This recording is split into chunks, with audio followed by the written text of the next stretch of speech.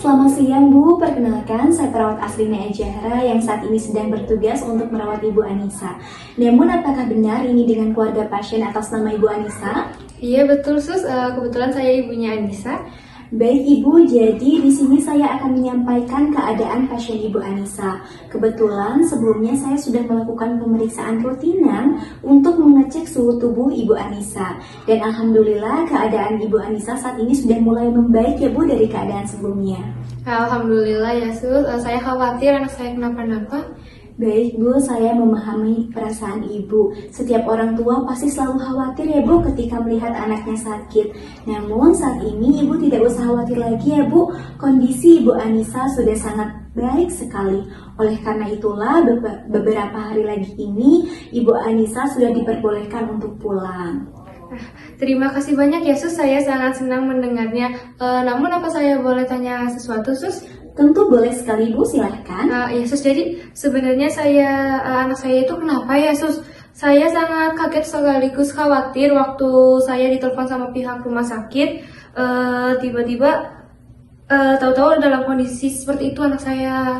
Apalagi itu anak saya baru pertama kali naik ke puncak gitu. Ya baik, seperti yang sudah Ibu katakan ya Bu, dikarenakan anak Ibu posisinya sedang mendaki gunung dan baru pertama kalinya mendaki, pastinya kita tidak akan menyangka ya bahwa kejadian yang lalu bisa terjadi kepada Ibu Anissa.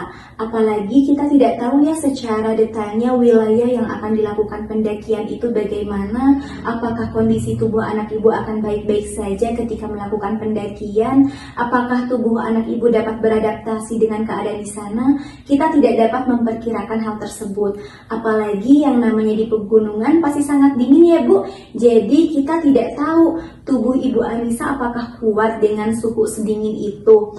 Dan maka dari itu ternyata setelah dilihat pemeriksaan secara klinisnya, anak Ibu Anissa itu tidak kuat menahan rasa dingin ketika melakukan pendakian, maka terjadilah kondisi hipotermia. Kalau boleh tahu hipotermia itu apa ya Sus? Nah, jadi hipotermia itu adalah kondisi di mana tubuh mengalami penurunan suhu secara drastis di angka 35 derajat Celcius. Sedangkan normalnya suhu tubuh manusia itu berada pada kisaran angka 36,5 sampai 37,3 derajat Celcius.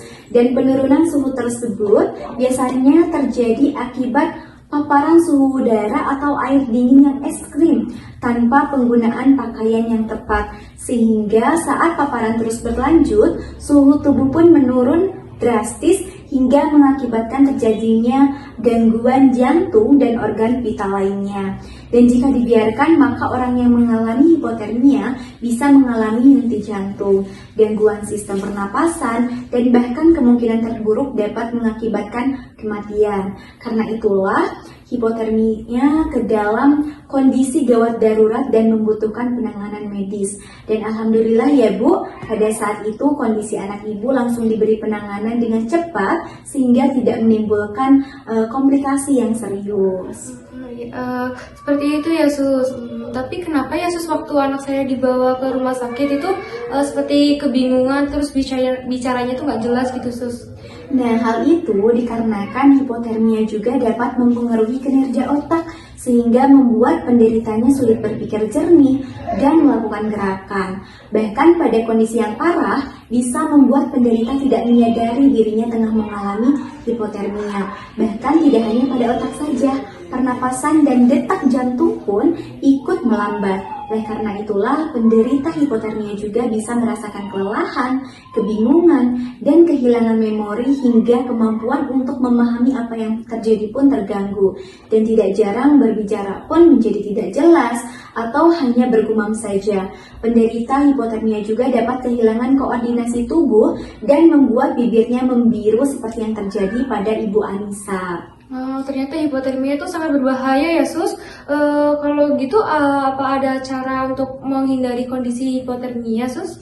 Tentu ada Bu, cara sederhana yang bisa kita lakukan agar terhindar dari kondisi hipotermia adalah menjaga suhu tubuh tetap kering, menghindari memakai pakaian basah dalam jangka waktu yang lama, menggunakan pakaian yang sesuai dengan kondisi cuaca dan aktivitas, seperti ketika kita hendak mendaki nih, atau ketika kita ingin berkemah di tempat dingin, maka pakailah pakaian yang tebal, menggunakan syal, lalu kemudian sarung tangan, kaos kaki, dan sepatu untuk mencegah panas tubuh keluar dari area wajah, kepala, dan leher. Lalu kemudian menghindari aktivitas fisik berat dan pada saat suhu dingin, sebab keringat akan membasahi pakaian dan menurunkan suhu tubuh. Lalu jauhi juga ya alkohol dan kafein. Jangan lupa juga mengkonsumsi makanan dan minuman yang hangat. Jangan berenang juga di cuaca yang dingin ya Bu, seperti itu. Wah, terima kasih banyak ya Sus, sekarang saya jadi tahu apa yang terjadi sama anak saya.